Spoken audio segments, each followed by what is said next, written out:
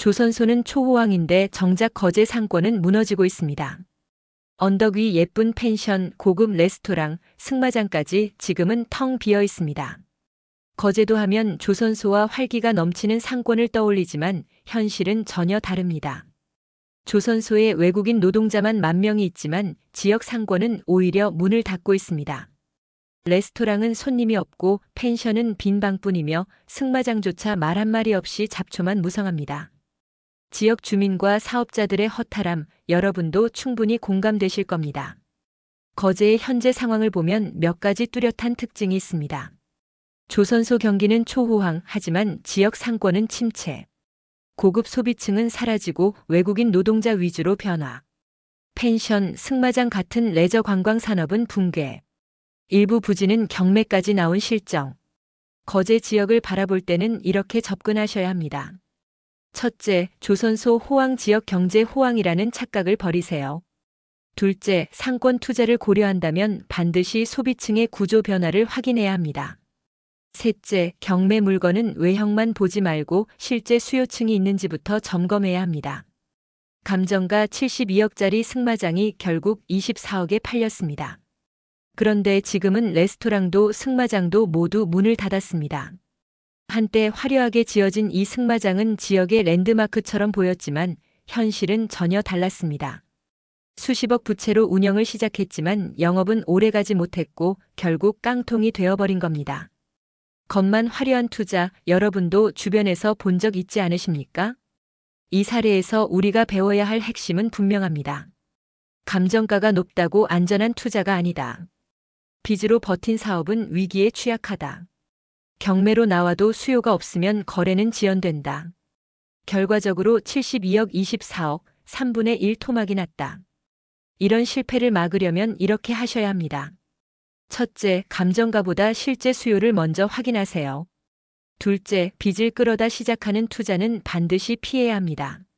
셋째, 경매 물건이라면 주변 상권입 지유지비 구조까지 꼼꼼히 점검해야 합니다. 70억 대출을 내고 세운 승마장이 결국 망했습니다.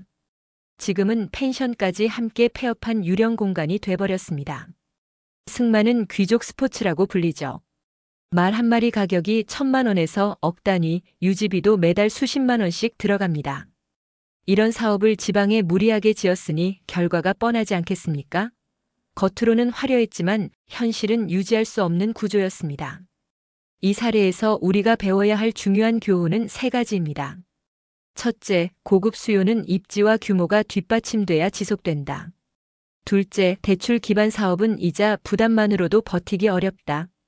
셋째, 레저 시설과 부동산 투자가 연결되어 있어도 수요가 없으면 동반 부실화된다. 이런 실패를 막으려면 반드시 확인해야 할 것들이 있습니다. 대출이 아닌 현금 흐름으로 유지 가능한 구조인지 따져보세요. 사업 아이템이 지속적인 수요층을 가질 수 있는지 먼저 검증하세요. 부동산과 레저를 결합할 때는 수요와 입지를 냉정하게 분석하세요. 승마용 말은 조랑말이 아닙니다. 키가 사람만큼 커서 허리 높이만 해도 어른 키와 맞먹습니다. 어릴 적 시골에서는 말 대신 소를 타고 다니기도 했습니다. 하지만 황소는 성질이 사나워서 올라타면 바로 날뛰며 사람을 내동댕이 쳤죠. 반대로 암소는 얌전해 사람이 올라타도 순순히 받아주었습니다. 이렇게 보면 말과 소를 다루는 것도 쉽지 않았습니다. 승마는 단순히 고급 스포츠가 아니라 체력과 균형 감각을 길러주는 운동입니다. 첫째, 승마용 말은 대마로 체구가 크고 힘이 강하다. 둘째, 잘못 다루면 큰 사고로 이어질 수 있다. 셋째, 안전하게 타기 위해선 말의 성격과 습성을 이해해야 한다. 승마를 안전하게 즐기려면 이렇게 하셔야 합니다. 반드시 전문가 지도가 있는 환경에서만 말을 타세요. 말의 상태와 성격을 먼저 확인하고 순한 말부터 접근하세요. 안전 장비 헬멧, 보호대를 착용하고 기본 자세를 익힌 뒤 시도하세요. 조선소는 초호황인데 거제도 상권은 왜 곡소리가 날까요? 한화 삼성, 두 대형 조선소가 거제도를 지탱하고 있습니다. 그런데 막상 시내 상권을 가보면 공실이 넘쳐나고 자영업자들은 하루하루 버티기조차 힘든 상황입니다. 외국인 노동자만 10,000명 가까이 들어와 있지만 지역 경제는 살아나지 못하고 있습니다. 이런 현실 낯설지 않으시죠? 거제도의 현 상황을 보면 몇 가지 특징이 있습니다. 첫째, 조선업은 호황이지만 지역 소비와는 단절되어 있다.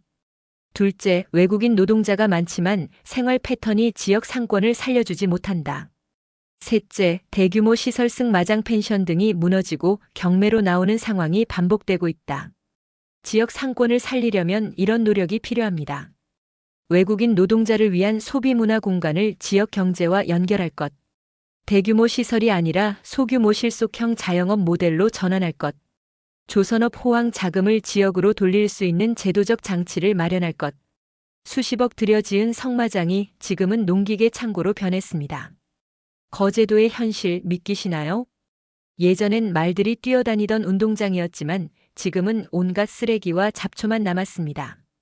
벽면 가득 붙어 있는 거울만이 그 흔적을 보여주고 있을 뿐이죠. 지방에서 식당, 카페도 버티지 못하는 상황인데 고급 스포츠 시설이 살아남을 수 있었을까요? 이런 이야기는 거제만의 문제가 아닙니다. 지역 상권 곳곳에서 벌어지는 현실입니다. 거제 성마장의 몰락이 주는 메시지는 분명합니다. 첫째, 외부 자본에 의존한 과도한 투자 시설은 지역 현실과 맞지 않으면 반드시 무너진다. 둘째, 조선소 노동자 대부분이 외국인으로 채워지며 지역 소비와 단절됐다. 셋째, 한때 수십억 원이 평가된 시설이 고철과 쓰레기만 남는 깡통 자산으로 전락했다. 이런 실패를 반복하지 않으려면 지역 수요에 맞는 현실적 업종을 선택해야 하고 거대한 시설보다 소규모 체험형 모델을 만들어야 하며 산업과 상권을 연결할 수 있는 제도적 장치가 마련돼야 합니다. 10,000명이 넘는 외국인 노동자가 몰려들었지만 거제도의 상권은 왜 오히려 무너지고 있을까요? 보통은 사람이 늘어나면 소비도 늘고 지역 경제가 살아날 거라 기대합니다. 하지만 거제도의 현실은 정반대입니다. 원룸은 텅텅 비고 식당과 상가들은 줄줄이 문을 닫고 있습니다. 여러분도 이런 장면 낯설지 않으시죠? 거제도의 상권 붕괴에는 몇 가지 뚜렷한 원인이 있습니다. 외국인 노동자들이 10,000명 이상 들어왔지만 지역 경제와 연결되지 않았다. 원룸은 많아도 실제 거주 방식은 34명이 함께 지내며 임대 수요가 제한적이다. 외식 수요가 거의 없어지고 생활비를 아끼기 위해 직접 요리와 송금을 선택했다. 그 결과 지역 식당과 상권은 소비층을 잃었다. 이 상황을 바꾸려면 외국인 노동자들의 생활 패턴에 맞춘 소규모적 가형 상권 모델을 만들어야 하고 지역사회와 연결되는 공동체 프로그램을 마련해야 하며 지방정부 차원에서 원룸 상가 공급 구조를 점검하고 수요에 맞게 조정할 필요가 있습니다. 외국인 노동자가 늘어나면 지역 경기가 살아날 거라 생각하시죠? 하지만 거제도의 현실은 정반대입니다.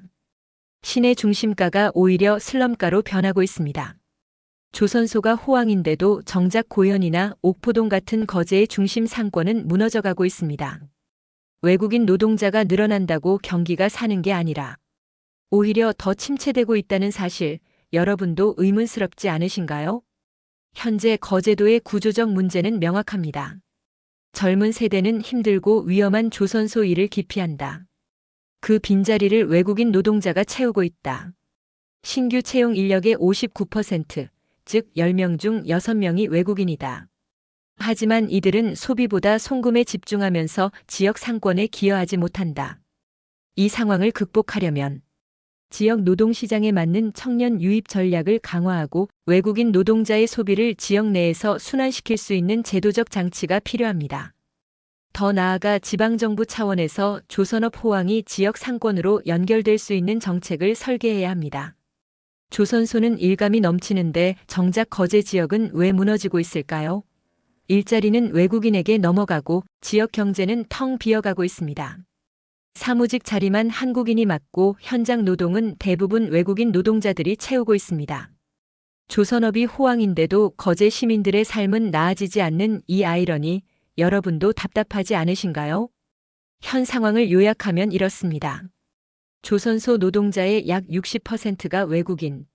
지역 상권은 공실이 늘어나며 몰락. 노란봉투법 통과로 외국인 노동자들의 단체 행동 가능성도 커지고 있음. 일감은 많지만 한국인 고용은 극도로 줄어들고 있음. 이 문제를 해결하려면 정부와 지자체가 소비, 쿠폰 뿌리는 단기 처방보다 조선소의 한국인 고용을 직접 늘리는데 정책 자금을 투입해야 합니다. 지역 맞춤형 일자리 훈련, 인센티브 제공 등을 통해 한국 청년과 중장년층이 다시 조선소 현장으로 돌아올 수 있는 길을 만들어야 합니다. 실제로 거제 시장이 조선소에 발전 기금을 내라고 요구했다가 역풍을 맞은 사례는 잘못된 접근을 보여줍니다. 돈을 걷어내는 방식이 아니라 한국인 고용을 늘리는 방식으로 쓰였다면 지역 경제도 살아나고 시민들의 체감도 달라졌을 것입니다. 이대로 방치하면 조선업 호황에도 불구하고 거제는 외국인 노동자만 남는 도시, 시민이 소외된 지역으로 굳어질 수 있습니다. 지금 필요한 건 엉뚱한 규제가 아니라 일자리를 한국인에게 되돌리는 전략입니다. 오늘 영상의 핵심은 분명합니다. 조선소 호황이 한국 사람들의 삶으로 이어지려면 단기 땜질이 아닌 고용 구조 개혁이 필요합니다. 여러분은 어떻게 생각하시나요? 댓글로 의견을 남겨주시고 영상을 주변에도 공유해 주시길 바랍니다. 끝까지 시청해 주셔서 감사합니다.